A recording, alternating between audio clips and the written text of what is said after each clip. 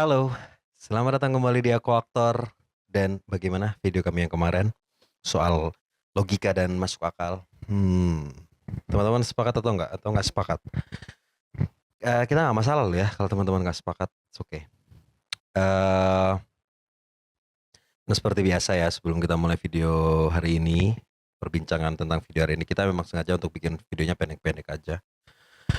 Biar nggak terlalu overwhelm untuk beberapa orang yang menonton atau untuk teman-teman yang menonton, karena memang kadang-kadang pembahasannya cukup berat. Jadi kayak 10-15 menit aja sekali pembahasan, nanti kita akan bagi di beberapa video. Dan sebelum kita lanjut dalam pembahasan video kami berikutnya hari ini, maksudnya ngomong apa sih gue?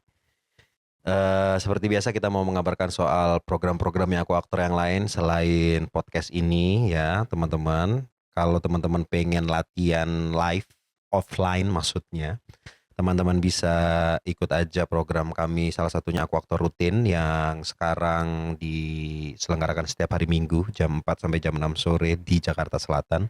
Informasi lengkapnya bisa teman-teman tonton di story kami. Bagaimana cara mendaftarnya, biayanya berapa, materinya apa, teman-teman bisa lihat di story.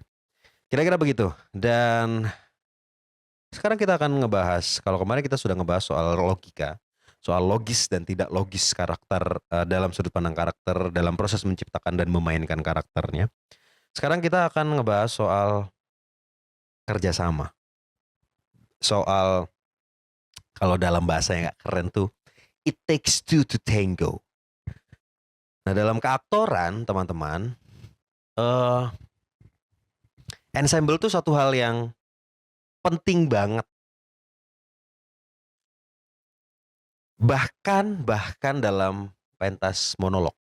Meskipun ensemble-nya di monolog tuh tidak bersama pemain yang lain ya, tapi ensemble-nya dengan kru. Tapi dalam ruang keaktoran, ensemble itu sangat-sangat penting. Kenapa kamu bisa bilang begitu? Ya jelas ya.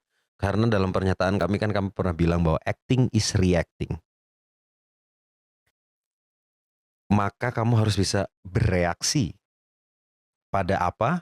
Pada banyak hal, pada ruang, pada waktu, dan tentunya pada kawan main. Nah, ketika kita ngomongin soal soal ensemble, buat saya secara personal, yang dibutuhkan dalam ensemble tuh bukan chemistry, bukan, tapi kepekaan. Kalau dalam bukunya Declan Donnellan, dia bilang yang dibutuhkan yang dibutuhkan tubuh aktor itu bukan mobilitas, tapi motilitas. Mobilitas itu kemampuanmu untuk berpindah dari satu titik ke titik lain. Motilitas itu kepekaan gerak. Jadi bukan cuma berpindah dari satu titik ke titik lain, tapi kamu punya kepekaan gerak. Dan menurutku pembahasan soal motilitas ini cukup menarik ya. Mungkin nanti kalau aku udah selesai baca bukunya, kita akan bahas bukunya Declan Donnellan per bab. So, kalau teman-teman tidak bisa membelinya, teman-teman bisa nonton pembahasannya Aku Aktor per bab di buku The Actor and the Target. Nah, eh saya mana tadi? Oh ya, motilitas. Tubuh aktor harus punya motilitas. Tubuh aktor harus punya kepekaan gerak. Dan buatku itu kenapa chemistry jadi bisa dinomor dua kan. Karena ketika kamu sebagai seorang aktor punya motilitas yang baik dan kawan mainmu juga melatih motilitasnya dengan baik, kepekaan geraknya dengan baik. Gerak tuh bukan cuma gerak tubuh ya, tapi gerak emosi dan lain sebagainya. Semua yang dalam tanda kutip bergerak di dalam tubuh dan prosesmu, gerak pikir dan lain sebagainya, itu termasuk dalam ruang kepekaan gerak. Kalau kawan mainmu dan kamu melakukan semua pekerjaan rumahnya sebagai seorang aktor, ya, termasuk melatih motilitasnya, maka kita nggak perlu ada chemistry-chemistryan. Tinggal main aja, karena keduanya sudah punya kepekaan gerak yang baik, sudah punya motilitas yang tinggi. Dia akan tahu bagaimana cara meresponnya. Contoh nih yang pernah saya alami. Eh Kalau teman-teman nonton Instagram saya terpisah ya sama aku aktor ya. Instagram saya underscore Ben Bening, teman-teman bisa follow kalau mau. Kalau nggak mau juga nggak apa-apa. Di situ saya sempat bikin satu project namanya 30 hari 30 karakter. Jadi selama 30 hari aku bikin karakter dan di 10 hari terakhir aku ngajak tandem. Aku ngajak duet lah. Ada beberapa teman yang aku ajak. Ada satu momen di mana aku itu kalau nggak salah di hari ke-29 I guess atau di hari ke-28 ya aku agak lupa. Pokoknya aku sama Mas Rendra. Mas Rendra tuh kakak kelasku. Eh jadi di proses 30 hari 30 karakter itu di 10 hari terakhir itu aku nggak pernah nanyain di hari sebelumnya kamu mau bikin karakter apa, hai kawan main. Enggak. Karena aku juga nggak tahu aku mau bikin karakter apa. Yang kulakukan cuman aku berangkat ke tempat yang sudah kami sepakati bersama, milih setnya, udah. Terus habis itu aku cuma bilang, kamu mau jadi karakter apa? Terus dia bilang, aku mau jadi karakter ini. Oke, dari ide dia langsung ku respon. Aku jadi apapun itu untuk merespon dia dan apapun kesalahannya juga aku catat dalam proses itu.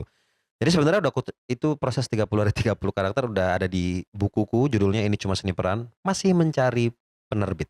Kalau teman-teman ada yang mau menerbitkan bukunya silakan. Kontak saya saja di DM. Nah, eh di hari ke-29 ketika aku sama Mas Rendra, kan teman-teman yang sebelumnya tuh udah ngasih tahu, aku mau bikin karakter ini Mas, aku mau bikin karakter ini Ben. Oke, di Mas Rendra ini udah datang nih ke setnya, udah datang ke tempatnya. Datang aku ngobrol sama Mas Rendra, Mas gimana? Kamu mau bikin karakter apa? Dia bilang, ah nggak tahu aku Ben. Aduh anjing nggak tahu lagi. Gimana dong ya? Ya udah deh nggak apa-apa oke. Aku diamin dulu ngobrol-ngobrol-ngobrol. Udah set kamera, tanyain lagi, kamu mau bikin karakter apa Mas? Nggak tahu. Ah, fuck anjing nggak tahu lagi gimana ya? Oke deh, main aja. Satu, aku percaya pada Mas Rendra. Yang kedua, ya jelas ya, karena dia kakak kelasku, dia abangku, saudara tidak sedara tapi rasanya seperti saudara-sedara, karena dia memang abang top, markotop, dukun. Nah, eh ketika kita melakukan, karena dia nggak ngasih tahu ya, nggak ngasih tahu dia mau jadi apa. Bahkan sampai action tuh dia nggak ngasih tahu dia jadi apa. Kita cuma duduk aja, dan aku juga nggak tahu, aku mau bikin karakter apa ya, nggak tahu lagi. Sehingga kemudian yang muncul di aku tiba-tiba jadi aja karakternya, perbincangannya sehingga tuh kalau nggak salah dimulai dengan aku ngomong gini, harusnya kamu yang maju. Aku tiba-tiba mau gitu. Sama Mas Rendra direspon dengan baik dan terjadilah peristiwanya. Nah, dalam proses aku bikin itu, yang merekam, yang membantu merekam kan namanya Mas Jamal. Mas Jamal juga kakak kelasku tapi jauh di atas. Setelah kita melakukan perekaman itu, terus kita ngobrol, aku dan Mas Jamal dan Mas Hendra ngobrol. Aku nanyain Mas Jamal, Mas, menurutmu gimana tadi aku sama Mas Rendra? Dia bilang gini, kalian tuh kayak dua pesilat yang sedang bercakap. Pernyataan itu buatku langsung sadar bahwa jangan-jangan ini sebenarnya yang dibutuhkan dalam keaktoran, terutama dalam ruang ensemble. Keduanya harus jadi pesilat, tapi keduanya harus paham bahwa mereka sedang bercakap, bukan sedang bertarung. Ini teman-teman alasan kenapa saya dan aku aktor dan di kelasku, aku selalu berusaha untuk bilang, jangan sebut lawan main, sebutnya kawan main. Kalau lawan main, kamu ada tendensi untuk mengalahkannya. Kenapa? Dalam perspektif neurolinguistic programming, pilihan kata sangat mempengaruhi bagaimana kamu memperlakukan orang lain atau memperlakukan sekitarmu. Kalau kamu menganggap bahwa kawan mainmu adalah lawan, kamu menyebutnya lawan main, maka kamu ada tendensi untuk aku harus lebih bagus dari dia. Kenapa? Karena hanya dengan lawan kamu bertarung.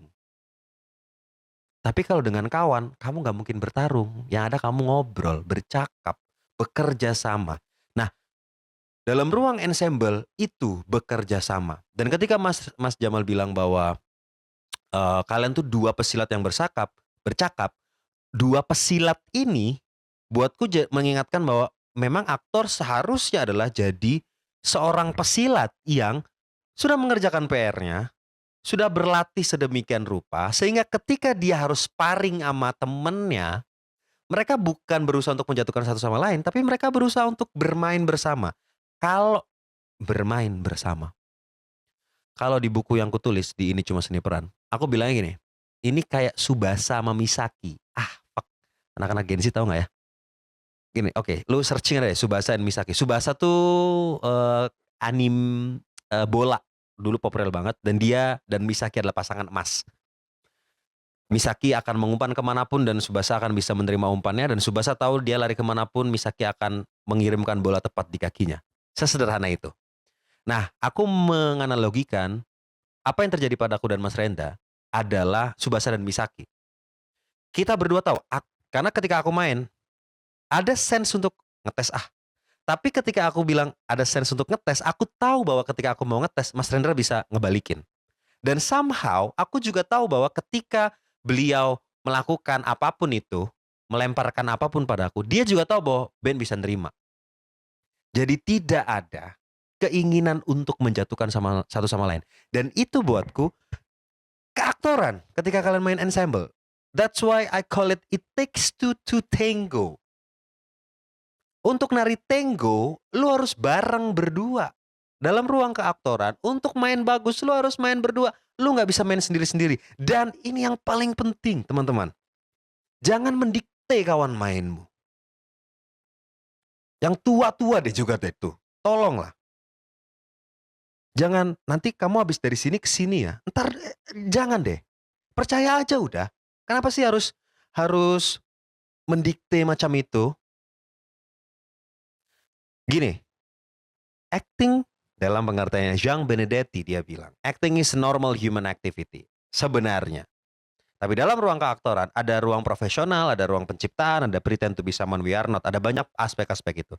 Tapi poinnya, acting adalah perilaku manusia sehari-hari. Sekarang aku tanya, ketika kamu misalnya naik taksi, ada nggak kamu mendirect supir taksinya untuk ngomong tertentu ke kamu? Atau ketika kamu ngobrol atau beli makanan di warung, ada nggak kamu datang sebelum kamu datang, Mbak nanti pas aku datang, kamu jangan bilang ini ya, kamu nanti dari sana terus kesini. Ada nggak kayak gitu? Nggak ada. You just do, that's acting. Ya, jadi jangan nyuruh, apalagi mendikte kawan mainmu. Dalam ruang ensemble, itu nggak ada menyuruh tuh nggak ada, nggak mendikte tuh nggak ada. Makanya dalam proses kerangka empowerment method, aku bilang acting tuh karakternya dirancang, nanti mau ngapain itu tidak boleh direncanakan. Kamu harus di sini dan sekarang.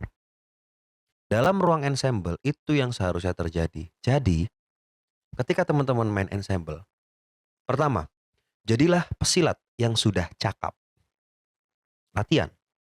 Punya motilitas yang baik, punya mobilitas yang baik, punya kepekaan yang baik.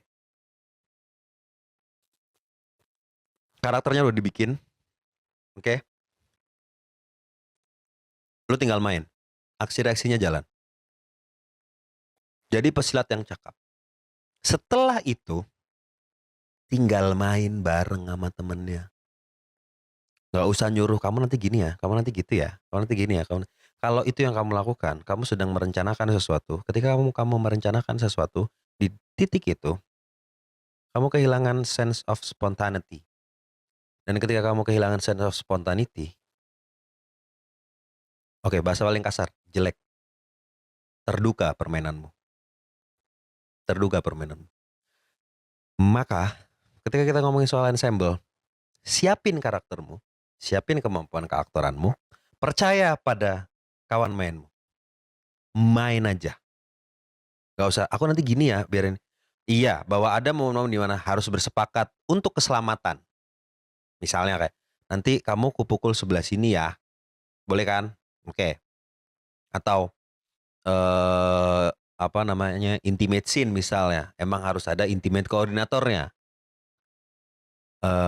Pembahasannya lain itu, tapi kalau itu emang direncanakan karena untuk kebutuhan kenyamanan dan keselamatan aktor yang sedang melakukan.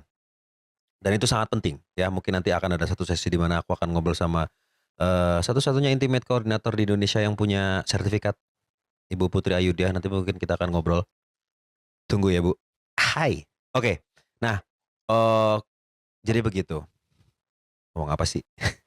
Jadi ketika kita ngomongin soal ensemble dalam ruang keaktoran, it takes two to tango.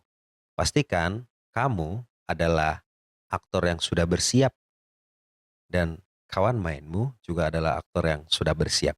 Dan ingat, kawan main, bukan lawan main. Kira-kira itu dulu video kita kali ini. Terima kasih karena sudah menonton sampai akhir. Jangan lupa untuk di-share, jangan lupa untuk dikasih tahu ke teman-teman video ini. Teman-teman bisa nonton dari awal.